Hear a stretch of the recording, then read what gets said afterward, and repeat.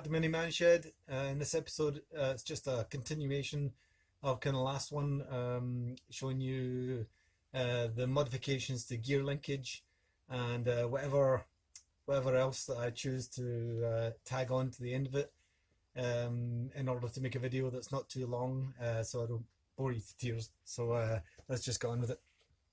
So here I'm going to start modifying my gear linkage.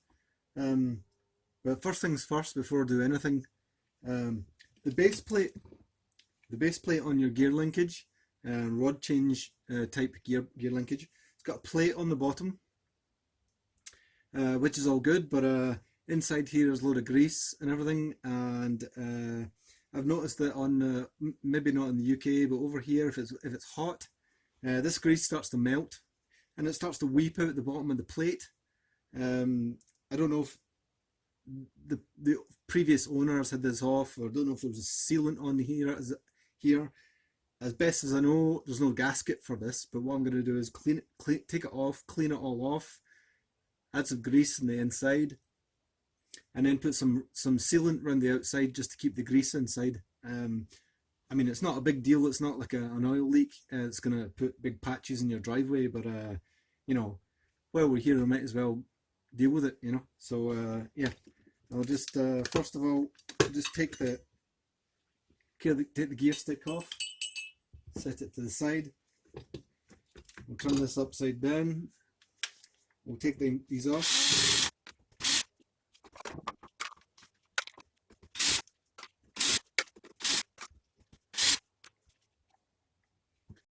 Then we have the plate off, and which side's it on? So this plate has got a, I think it's called a lockout plate. You can't see it with all the grease, but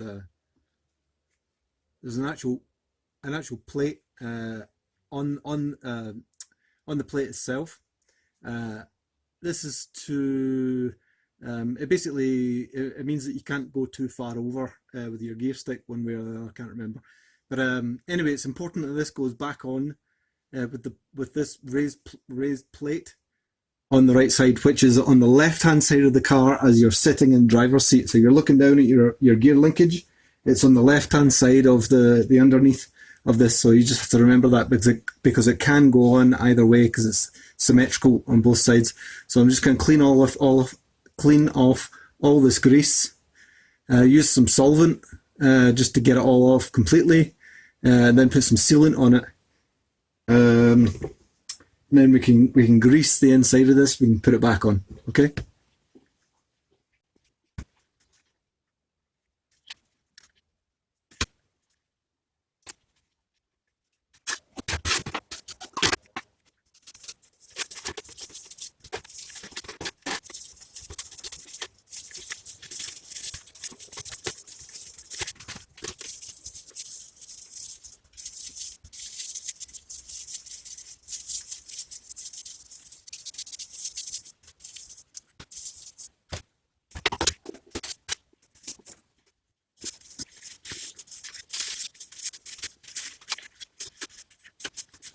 Here you go. You can see that plate more clearly now.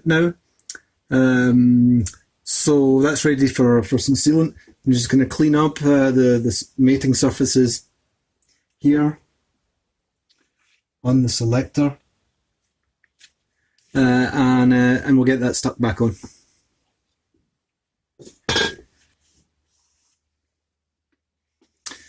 Okay, so I've noticed inside this, whatever you want to call it, gear lever box or whatever you want to call it, there's a kind of gritty material just on the underside. I don't know what this is. It might have been when it's been off before, it's been sat down in the dirt or something. I don't think it was me that did it, but we're gonna have to give that a right good clean out, and we'll give it a grease. So I'll bring you back once I've done that.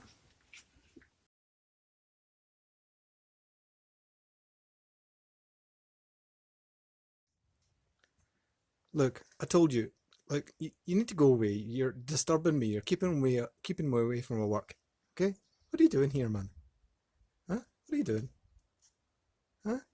There's nothing here for you. There's no food in my garage. Are you gonna fall? Are you gonna fall? Look, are you gonna fall? You're being silly. Do you want a hand? Come here. Come on, give me a hand. Come here. No? No, you wanna go away? Where are you? Right, whatever. Just stay away, you're disturbing me, man.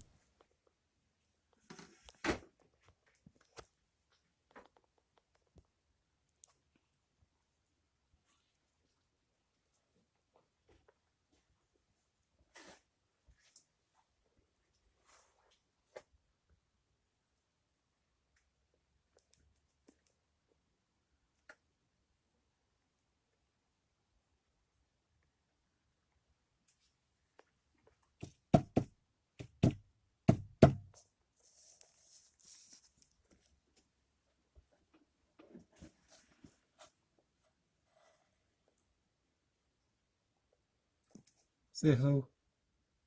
Come on, say hello. Cuckoo. Oh, you're useless, mate. Useless.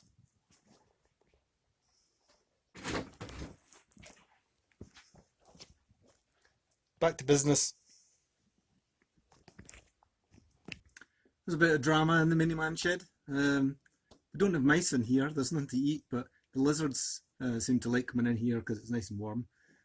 So yeah, it just keeps them away from work. So, right, so what I've done is I've just given it a bit of a clean up, given it a bit of a wee coat of paint just to tidy it up a wee bit. On the other side of want some sealant, making sure that it's on the right side. I mean on the left side. So looking at it from the top, this should be on the left hand side. Is that right? Yeah, that's right on the left. So there you go. Base plate back on. Let's give these screws a wee bit of a clean.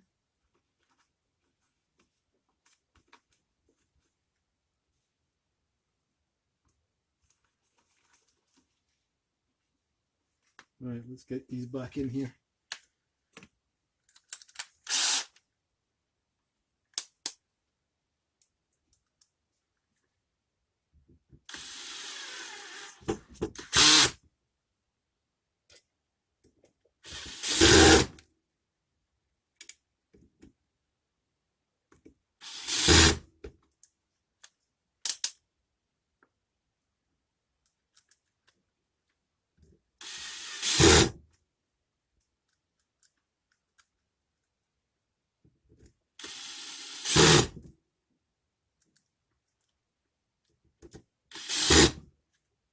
Okay, back in. We'll wipe off some of the sealant just to tidy it up.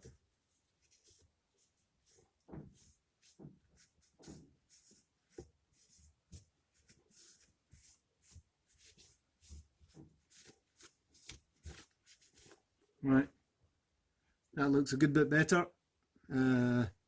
All sealed.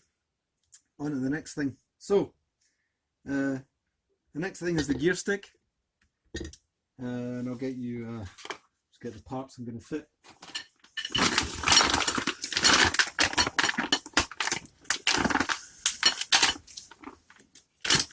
So there are obviously instructions in here, which are long and a bit convoluted. But I've actually seen this been done on again on Stevenson Motor Co. How to do it. So basically, what we have to do is this. This does not come with.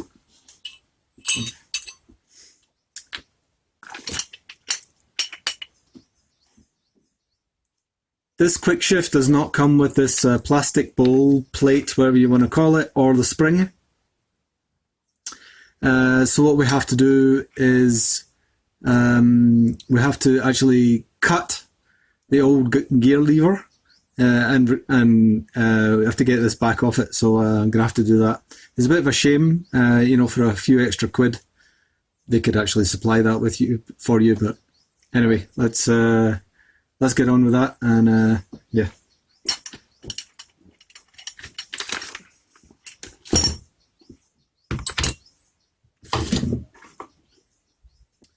Oh, so next day, got called away to look after the kids.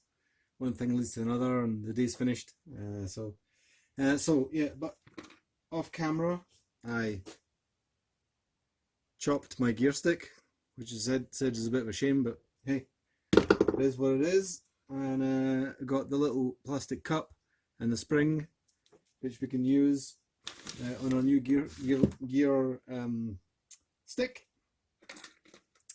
The next stage is on your casing. You have these little dowels on the side which have to be removed. I've already removed one which was fairly simple. Let me see this over here. I just got a pair of mole grips, locked them on there as tight as you can get them, like that, and then just work it back and forward, and it should just come out. So I'll not throw anything away, I'll just keep that in a little tin somewhere marked so I can find it in years to come if I ever need one.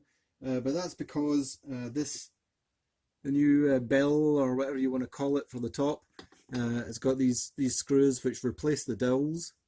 And it says that they'll cut their own thread. I imagine because this is soft alloy.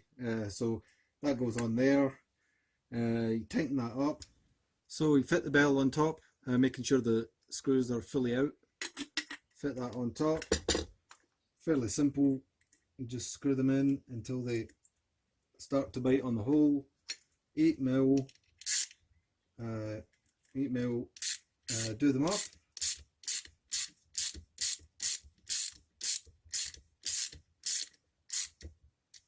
One.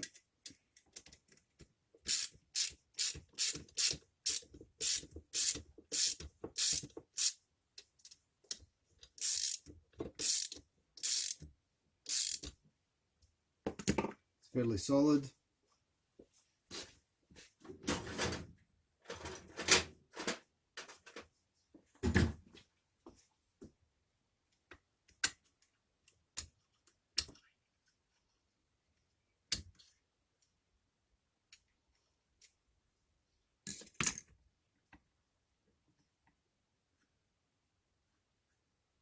Okay, next step is to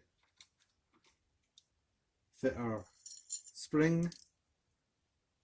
There's a wee washer that goes on top of the spring, and the cup. Fit your gear lever inside, like so. Oh yeah, I forgot to mention, on the inside of this, let me see. On the inside of this, on one side, there's a little dowel just on one side that protrudes. That has to be on the right hand side of the gear linkage. So as you're changing gear, it has to be on your side, closest to the driver, because your new gear stick has a little cutout there which marries up with that. So we just turn the gear link until it's in the middle, pop that down in there. There we go. Then we get our cup, bell, whatever you want to call it, over the top. Job done. Let's see.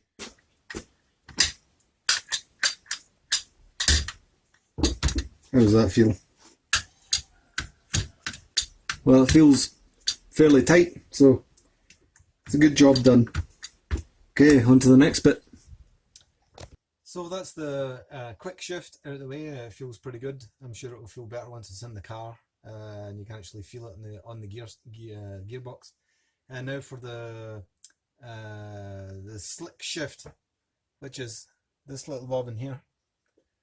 So as I said before, this is for centralizing your gear shift between third and fourth in neutral, so you're not fishing around. So after reading the instructions for this, I'm going to show you how to fit it. Totally simple. First of all, I'd painted the gear change rod on my gear change rod, So this wouldn't fit on with the paint on it. So I had to buff all the paint off. I'll give it another coat of paint once it's on and fixed and everything. So I took off the stabilizing bar, maybe is that what you call it? The other bar. It doesn't say in the instructions to do that. It says you can do it without it, but I don't see how that's possible. So I've taken that off for the moment. So what you have to do is this has to fit on your gear shift bar with the spring towards the back of the car. So you put that on like that. Then you get your stabilizing bar and you put that back on the way it should be, like that, with the stabilizing bar in between the prongs, like so. And I'll just refit the nut on the back of this. Hopefully this goes on pretty easy.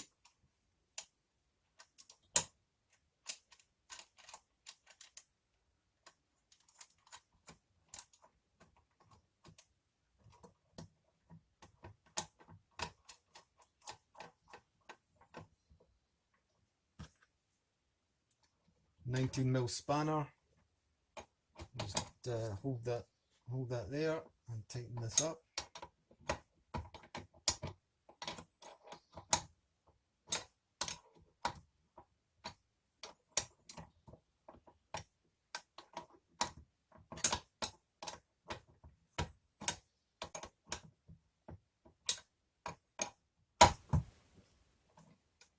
Now make sure that the bar is straight with the gear shift, with the, yep, like so, and give it a last tighten up.